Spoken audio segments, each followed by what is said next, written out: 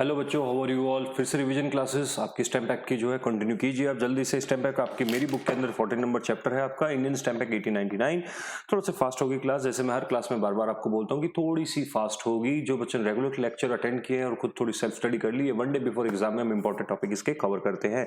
Indian stamp act कब आई थी? Indian stamp act 1 जुलाई 1899 से स्टार्ट हुई थी। It extends to whole India including the state of Jammu and Kashmir. मतलब जम्मू कश्मीर का तो कोई अब डाउट रहा ही नहीं है, वैसे भी ये पूरे पे इंडिया पे एप्लीकेबल है।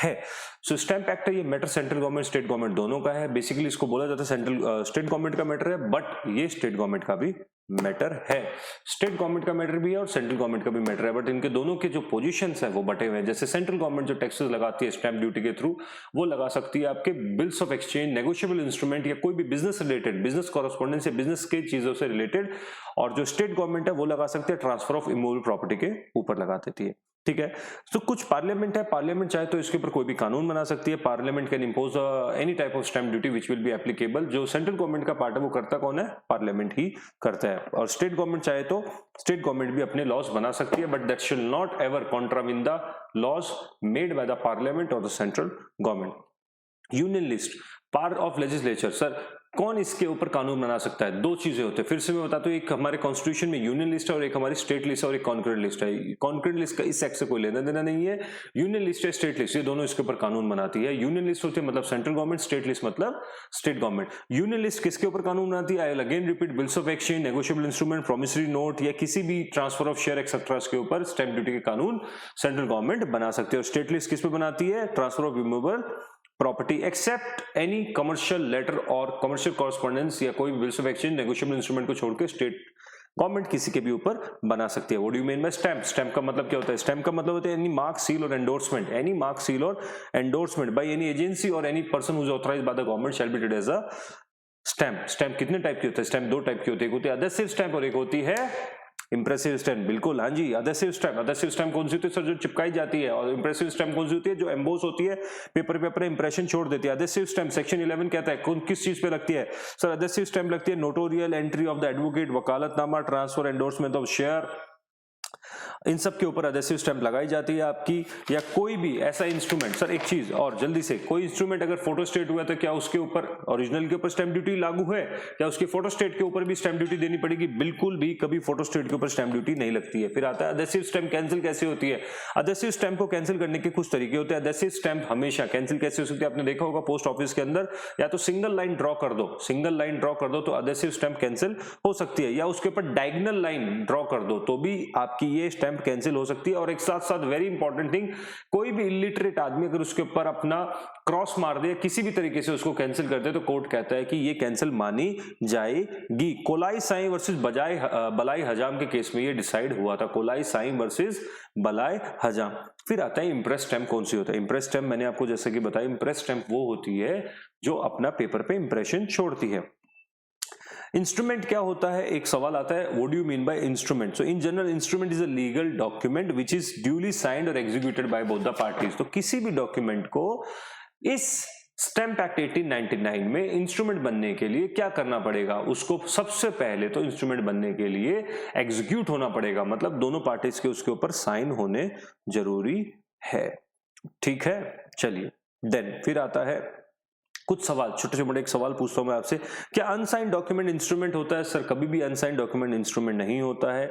एंट्री, और दूसरी चीज, ए लेटर ऑफ एक्नॉलेजमेंट और रिसीट, अगर कोई रसीद है, आपने फीस की रसीद या कोई भी रसीद है, क्या उसको माना जाएगा इन सर्टेन इंस्ट्रूमेंट? हाँ, कुछ केसेस में उसको इंस्ट्रूमेंट माना जाता है, कुछ में नहीं। फोटोकॉपी के इंस्ट्रूमेंट होती है? बिल्कुल नहीं होती है। एग्जीक्यूटेड का मतलब क्या होता है? सर दोनों पार्टी जब साइन कर दे उसको तो उसको एग्जीक्यूटेड माना जाता है। फिर आता है आपका, फिर then next, instrument chargeable to stamp duty. कौन कौन से इंस्ट्रूमेंट है जिनके, ये थोड़ा इंपॉर्टेंट एग्जाम के लिए, कोई भी ऐसा इंस्ट्रूमेंट जो इंडिया में एग्जीक्यूट हुआ है, वेदर और not the property situated in India, तो उसके ऊपर आपको स्टैम्प ड्यूटी देनी पड़ेगी। Instrument executed outside India if the property matter is related to India. Instrument अगर सपोज इंस्ट्रूमेंट इंडिया में बना, प्रॉपर्टी बाहर है, पहला। इंस्ट्रूमेंट बाहर बना, प्रॉपर्टी इंडिया में है, ठीक है। या कोई भी ऐसा बिल्स ऑफ एक्सचेंज जिसका मैटर इंडिया से रिलेटेड है, चाहे पार्टी हो, चाहे एग्जीक्यूटिव हो, चाहे एक्सेप्ट प्रेजेंट कुछ भी हुआ हो, तो उसके ऊपर भी आपको देना पड़ता है। किस चीज के ऊपर स्टैम्प ड्यूटी नहीं देनी पड़ती है? ध्यान से सुनिएगा, इसके ऊपर भी क्वेश्चन आया हुआ है। Instrument executed on behalf of the government, government के बिहाफ पे अगर कोई इंस्ट्रूमेंट बनता है तो उसके ऊपर देने की जरूरत नहीं है। ऐसा कोई बिल्स ऑफ एक्सचेंज या प्रोमिसरी नोट या नेगोशिएबल इंस्ट्रूमेंट जो इंडिया के बाहर बना और इंडिया के बाहर सेटल हो गया बाय बीट बाय इंडियन और फॉरेनर, कोई भी हो, बट इंडिया में उसका कोई लेना देना नहीं था, प्रेजेंट नहीं हुआ, एंडोर्स नहीं हुआ, तो उसके ऊपर देने की जरूरत नहीं है। और सबसे इंपॉर्टेंट चीज, अगर कोई भी ऐसा इंस्ट्रूमेंट जो SEZ द्वारा बनाया गया, SEZ में बनाया गया, SEZ के डेवलपर द्वारा और बाय द SEZ डेवलपर बनाया गया, तो उसमें स्टैंप ड्यूटी की जरूरत नहीं होती है। What are the categories of instrument? सबसे इंपॉर्टेंट पॉइंट आता है अब आपका सेक्शन 4, 5, 6 ऑफ दिस एक्ट। पहला आता है आपका single transaction affected by several instrument. Section 4, single transaction affected by several instrument. एक ट्रांजेक्शन है, उसको पूरा करने के लिए एक से ज्यादा इंस्ट्रूमेंट लगते हैं। इसका एग्जांपल मैंने आपको क्लास में, रेगुलर क्लास में बताया था। एक कोई प्रॉपर्टी है, उसको अगर सेल करना चाहता है, मिस्टर एक्स अपनी एक्स प्रॉपर्टी को सेल करना चाहता है, मिस्टर एक्स अपनी प्रॉपर्टी को सेल करना चाहता है, बट उसको सेल करने के लिए उसकी मदर की कंसेंट चाहिए। तो ट्रांजेक्शन तो सेल हुई, बट इसमें सेल डीड भी लगेगी और मदर की कंसेंट भी लगेगी, दोनों चीजें लग रही है। तो इस केस में मतलब एक ट्रांजेक्शन को पूरा करने के लिए एक से ज्यादा इंस्ट्रूमेंट लग रहे हैं। इस केस में स्टैंप ड्यूटी किस पे लगेगी? सर स्टैंप ड्यूटी जो है वो प्रिंसिपल इंस्ट्रूमेंट की लगेगी और दूसरे वाले पे बस ₹1। मतलब प्रिंसिपल इंस्ट्रूमेंट जो सेल डीड है उसके ऊपर तो प्रॉपर स्टैंप ड्यूटी लगेगी, और जो उसके साथ वाला जो दूसरा इंस्ट्रूमेंट है, एडिशनल इंस्ट्रूमेंट कंसेंट वाला, उसके ऊपर ₹1 लगेगी। सेक्शन 4 ये कहता है। सेक्शन 5 एक शॉर्ट नोट में भी काफी बार 3 या 4 नंबर में आता है, उसका नाम होता है मल्टीफेरियस इंस्ट्रूमेंट। मल्टीफेरियस इंस्ट्रूमेंट होते हैं क्या है? That means one instrument contains several distinct matter. Instrument एक है बट एक से ज्यादा उसके अंदर मैटर इन्वॉल्व होते हैं। जैसे फॉर एग्जांपल मैं एक प्रॉपर्टी खरीदता हूं, खरीद के हैंड टू हैंड उसको लीज पे दे देता हूं, लीज पे देने के साथ साथ मैं उसको अपने ब्रदर को गिफ्ट भी दे देता हूं। इस केस में इस एक इंस्ट्रूमेंट में ट्रांजैक्शन 3 हो गई है, तो गवर्नमेंट कहती है कोई इश्यू नहीं है, आप एक इंस्ट्रूमेंट में 3 ट्रांजैक्शन करो या 20 ट्रांजैक्शन करो।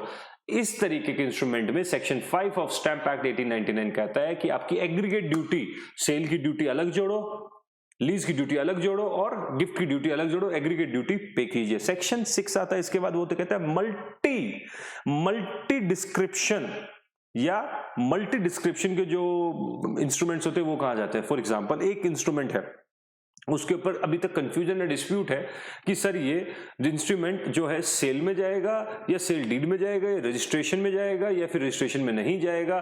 फॉर एग्जांपल रेगुलर क्लास में मैंने आपको एग्जांपल दिया था लेदर फुटबॉल का, कि अगर लेदर फुटबॉल है तो उसको क्या मानेंगे, स्पोर्ट्स आइटम मानेंगे या फिर उसको हम लेदर आइटम मानेंगे। कंफ्यूजन रहता है। अगर कोई आइटम एक से ज्यादा डिस्क्रिप्शन में आ जाता है तो उस केस के अंदर आपको कौन सी ड्यूटी लगेगी? सर दोनों डिस्क्रिप्शन में से जो भी हायर ड्यूटी होती है वो वाली ड्यूटी लगाई जाती है। What is the timing of stamping? Sir कोई भी इंस्ट्रूमेंट जो इंडिया में आ जाए, तो इंडिया में बना है तो उसको इंडिया में बनने, एग्जीक्यूट जब भी होता है उसको स्टैंप करवाना जरूरी होता है। ऐसा इंस्ट्रूमेंट जो इंडिया के बाहर एग्जीक्यूट हुआ है तो इंडिया में आने के 3 महीनों के अंदर 3 महीने, रजिस्ट्रेशन एक्ट कहता है 4 महीनों के अंदर रजिस्ट्रेशन करवाए, स्टैंप एक्ट कहता है उस पर स्टैंप ड्यूटी 3 महीनों के अंदर दे दी जानी चाहिए। बिल्स ऑफ एक्सचेंज अगर इंडिया के बाहर बना है, देखो सुनो फिर से, कोई भी इंस्ट्रूमेंट चाहे बिल्स ऑफ एक्सचेंज हो या other than bills of exchange हो, अगर वो इंडिया में बना है तो उस पर एग्जीक्यूट होने पर स्टैंप ड्यूटी देनी पड़ती है।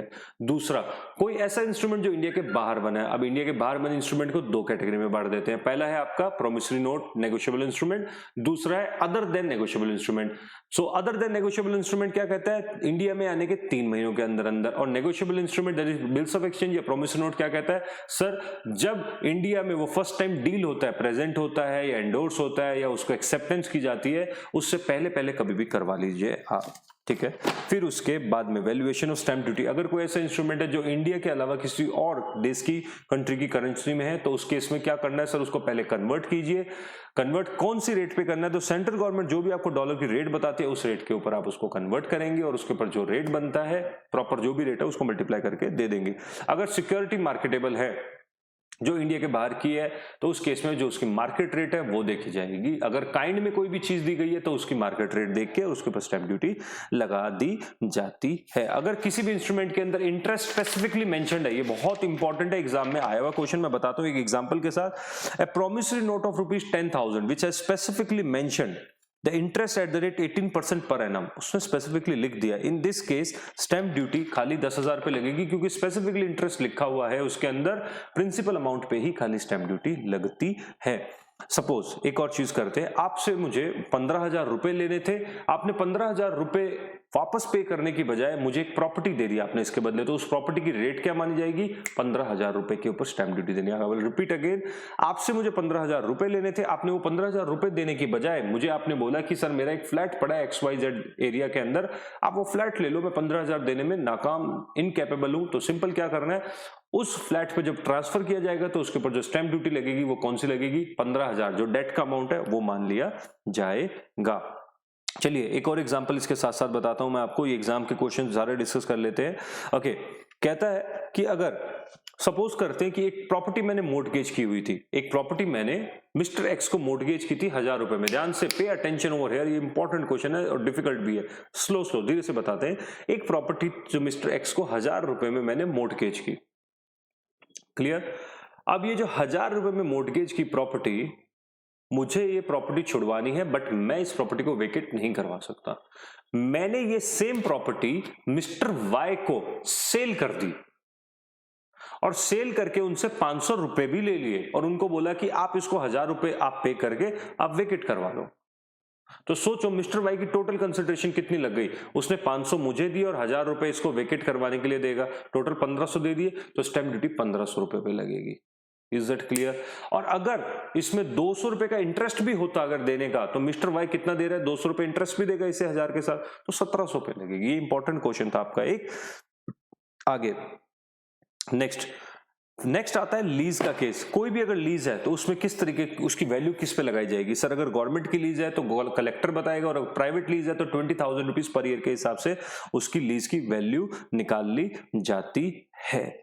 फिर आता है ड्यूली स्टैम्प का मतलब क्या होता है? सर ड्यूली स्टैम्प का मतलब होता है कि जो भी स्टैम्प ड्यूटी की रेट है और स्टैम्प ड्यूटी की वैल्यू है उसको मल्टीप्लाई करके जो स्टैम्प ड्यूटी बनती है वो अगर आपने पूरी पे कर दी तो उसको ड्यूली स्टैम्प माना जाता है। ऑल्सो अडेसिव स्टैम्प के केस में ड्यूली स्टैम्प तब माना जाएगा अगर अडेसिव स्टैम्प आपने प्रॉपर्ली पे करके उसको कैंसिल कर दिया है, तब जाके ड्यूली स्टैम्प माना जाएगा। Otherwise the instrument shall be treated as unstamped. Munimma versus Arthi Cine Enterprises Private Limited का केस था, उसने ये चीज हमें बताई थी। फिर से मुनिम्मा वर्सेस अर्थी सिने प्राइवेट एंटरप्राइज प्राइवेट लिमिटेड के केस ने बताया था ये इंस्ट्रूमेंट। एक इंपॉर्टेंट क्वेश्चन आता है कई बार एग्जाम में, रजिस्ट्रेशन एक्ट में भी हम ये डिस्कस करते हैं। The instrument is not duly stamped is inadmissible as evidence. Sir कौन कौन से ऐसे केसेस है जब इंस्ट्रूमेंट जो है स्टैंप नहीं लगी है और उसको मान लिया जाएगा कोर्ट के अंदर कि ये एविडेंस है? एक बार फिर से मैं क्वेश्चन रिपीट करता हूं, most important question. Mention the cases when the stamp is not duly paid on an instrument but still the instrument is treated as evidence in the court। Sir सबसे पहले दो चीजें ध्यान रखो, सिविल और arbitration में कभी भी अनस्टैम्प्ड या लेस स्टैम्प्ड पेड इंस्ट्रूमेंट को कभी भी एविडेंस नहीं माना जाएगा। इसके अलावा जो पढ़ा है वो मैं बताता हूं। सर क्रिमिनल कोर्ट के अंदर, क्रिमिनल केसेस के अंदर अगर स्टैम्प प्रॉपर नहीं भी लगी है तब भी उसको क्या मान लिया जाएगा कि वो एविडेंस है। अगर मानना चाहे जज साहब तो मान लिया जाएगा। बट अगर कोई भी इंस्ट्रूमेंट इनसफिशिएंटली स्टैम्प है, अगर उसमें इनसफिशिएंट स्टैम्प है और आप उस पे 10 टाइम्स पेनल्टी पे कर देते हो, मिनिमम 5 रुपए पर maximum it can go to 10 times, उसको अगर आप पे कर देते हो तो वो इंस्ट्रूमेंट जो है वैलिड इंस्ट्रूमेंट मान लिया जाता है। तो दो हो गए। कब एविडेंस मान लिया जाएगा जो कि प्रॉपर स्टैम्प नहीं है तब भी, पहला क्रिमिनल केसेस के अंदर, दूसरा अगर आप उसमें मिनिमम 5 और मैक्सिमम एज द केस में भी 10 गुना तक की स्टैम्प ड्यूटी की पेनल्टी हो सकती है, वो पे कर दीजिए, वो ड्यूली स्टैम्प ही मान लिया जाएगा और एविडेंस के उसमें काउंट हो सकता है। ओके अगर कलेक्टर अपना सर्टिफिकेट दे दे कि हाँ जी ये इंस्ट्रूमेंट ठीक है तो भी मान लिया जाएगा। Instrument executed on behalf of government के बिहाफ पे एग्जीक्यूट हुआ है, गवर्नमेंट के बिहाफ पे बना है, तो उस केस के अंदर स्टैम्प ड्यूटी नहीं है तब भी उसको मान लिया जाएगा। ठीक है, अगर आप unstamped receipt will be admitted as evidence, unstamped receipt जो है उसके ऊपर 1 रुपए का फाइन दे दो, रसीद के ऊपर 1 रुपए का फाइन दे दो, खाली मान लिया जाएगा कि वो एविडेंस है। तो ये क्वेश्चन काफी ज्यादा इंपॉर्टेंट था। कोर्ट अगर किसी भी इंस्ट्रूमेंट को एक्सेप्ट कर लेता है, एक बार गुनीराम वर्सेस कोदर का एक केस हुआ था, सेक्शन 36 कहता है स्टैम्प एक्ट 1899 का कि अगर कोर्ट किसी भी इंस्ट्रूमेंट को एक बार एक्सेप्ट कर ले तो उसके ऊपर कभी भी सवाल उठाया नहीं जा सकता, चाहे वो स्टैम्प्ड है या नहीं है, मान लिया जाएगा। ठीक है, इसके साथ ये चैप्टर खत्म होता है। Thank you so much.